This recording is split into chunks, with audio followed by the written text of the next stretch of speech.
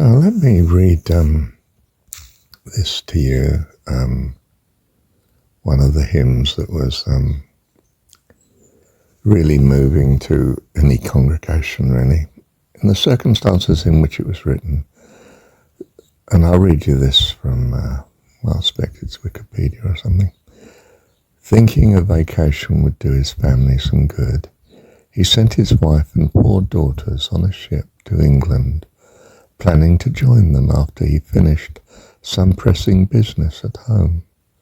However, while crossing the Atlantic Ocean, the ship was involved in a terrible collision and sunk.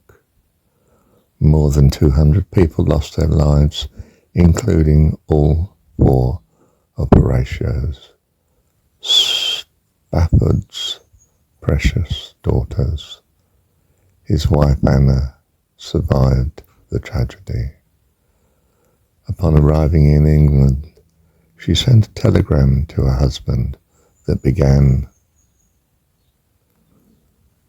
what did it begin?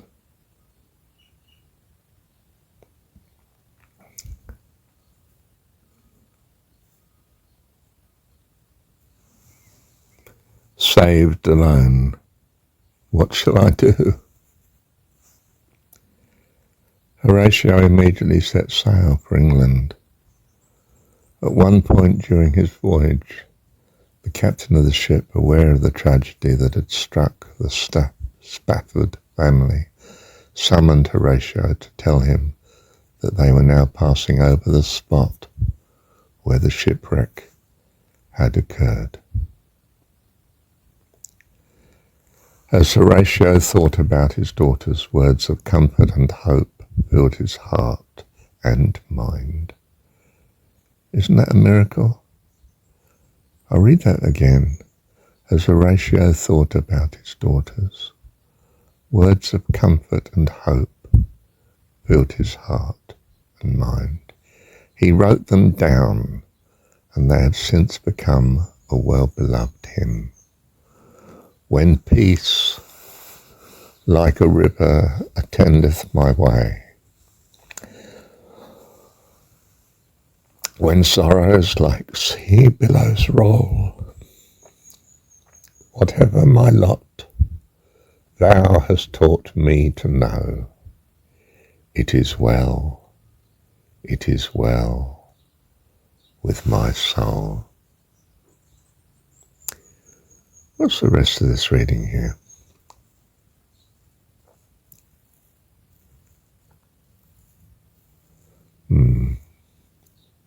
Well, that's quite something, isn't it? Something earlier I read in this bit that struck me. Let me see if I can find it. Oh, well, the beginning of it reads like this. It is well with my soul, that was in quotes, was composed by Philip Paul Bliss, with the lyrics by Horatio G. Spafford. And the composer wrote other things and so on. But isn't it interesting that I find it interesting that the words were by Horatio Spafford, but It Is Well With My Soul was composed by Philip Paul Bliss. What a combination of names. I mean, the word Bliss, of course, gets me, but Paul there, an obvious other biblical name, that one, isn't it? And Philip's biblical, of course.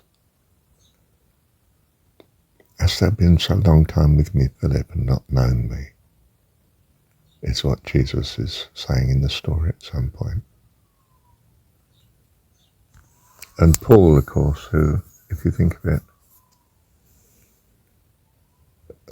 his moment of enlightenment, the blinding light, was that he realized he'd been persecuting all that he truly valued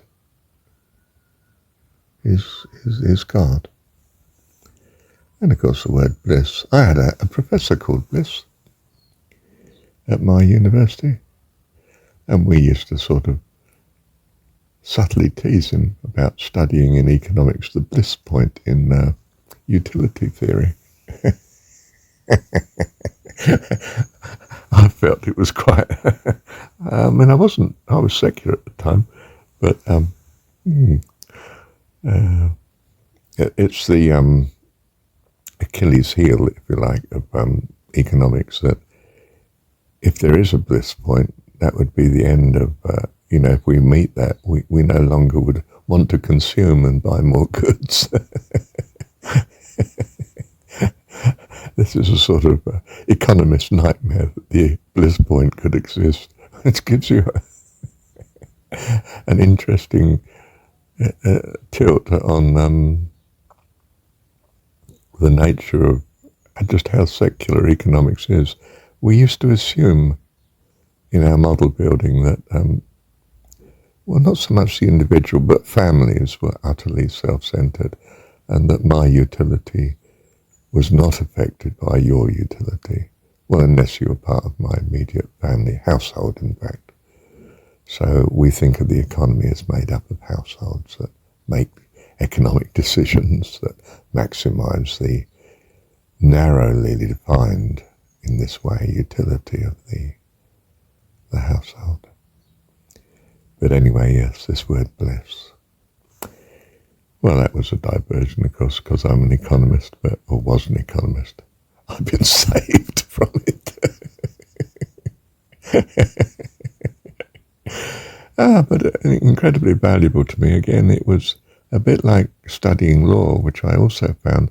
Law made me very precise about how words are to be used. You know that law tends to follow set patterns of wordings, because those wordings are tried and tested and understood to be taken in a certain way in court. And so I became very precise about my, relative to what I was before, about my use of words. And that helped. Helped in my mastery of speaking. Oratory, if you like, but I don't mean that in the corrupt way. I mean in a competence way, And let me see where I am at the minute. Hang on. Oh, yes. Likewise, economics, they pride themselves on being extremely rational, logical, and increasingly mathematical, of course, which is an escape from the reality of the uncertainty of the world into a dream world, mathematics of where everything is hunky-dory, or everything has its place, and things are totally and utterly logically consistent. And of course, from my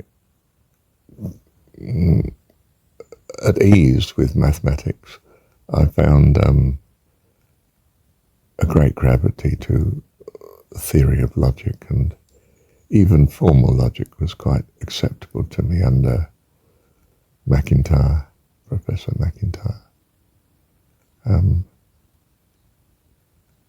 so I found that God blessed my path, in spite of what the world would say was what the church would say was appallingly secular. The world would say it was quite right too. Yeah, and it was. Because God is truth. They that worship him must worship him in spirit and in truth. It's just that instead of coming at it through spirit, I came at it through truth. In my mental application, sorry, I don't mean mad, although you might think I'm mad now, in my intellectual development, which was my great takeoff at school. So true to being, I suppose you would say, if you were of that particular interest. Germany sort of birth. My physical birth was the 14th of June 1947. And that puts me in Germany, which is split personality, you might say. You know, on the one hand, I knew love from Mum. On the other, I knew logic from philosophy. But Mum was incredibly bright and philosophical, secular, but nonetheless had her literature behind her, her poetry and so on, like Omar Khayyam, you know, his Rubaiyat, and other things that I've quoted, that sayings, secular sayings, that nonetheless were profound, although a Christian might reject them out of hand simply because they're not specifically biblical, perhaps, although many of them do have their roots or similarities in biblical background. But that's sort of what we could coin as a Gemini approach to life can be invaluable, because you come at life from two sides instead of one, in my case both philosophical and religious, you would say, and you put the two together and kick your way through, and by the grace of God you find the spiritual. You know, I've said that all true religion is actually Gnostic, and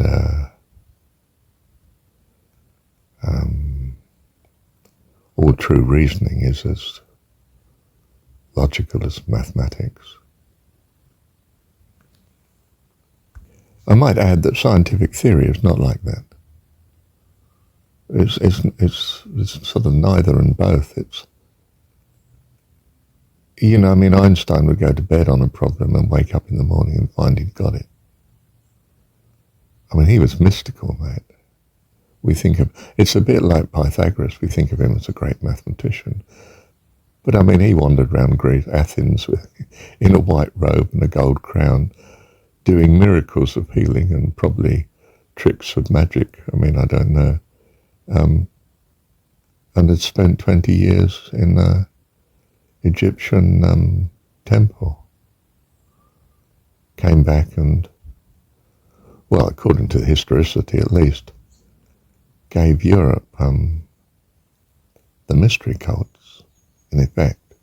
He's the foundation of it in that sense. And they are Egyptian. And Christianity is unquestionably an application of the mystery cult, in this particular case to Hebrew culture.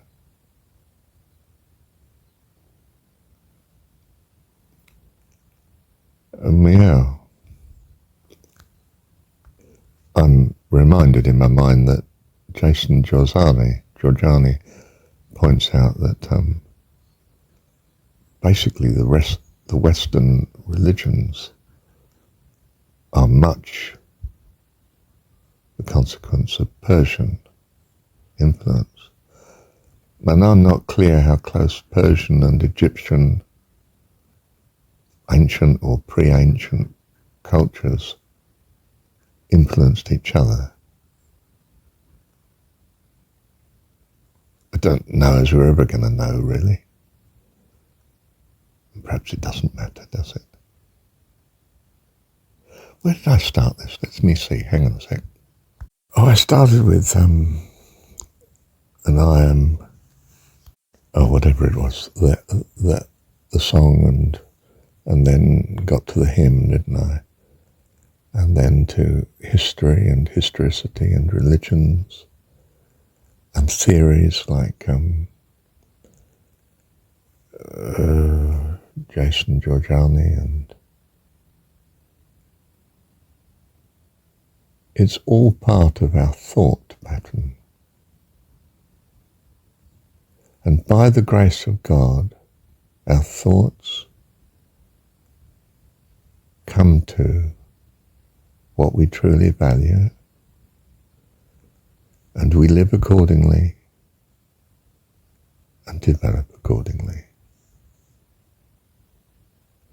And we trust by his provision, leading and hedging us round, as every good parent tries to do, and that he does it wonderfully. I don't dismiss songs, poetry, philosophy, stories, theories, ideas, intellectual constructions, theories, logic and all that stuff, mathematics. It's all part of our path and experience to enlightenment and transcendence, according to the loving will of God. This is what I choose to believe. And I find it's an incredible blessing and consolation and joy and peace. So I'm sticking with it.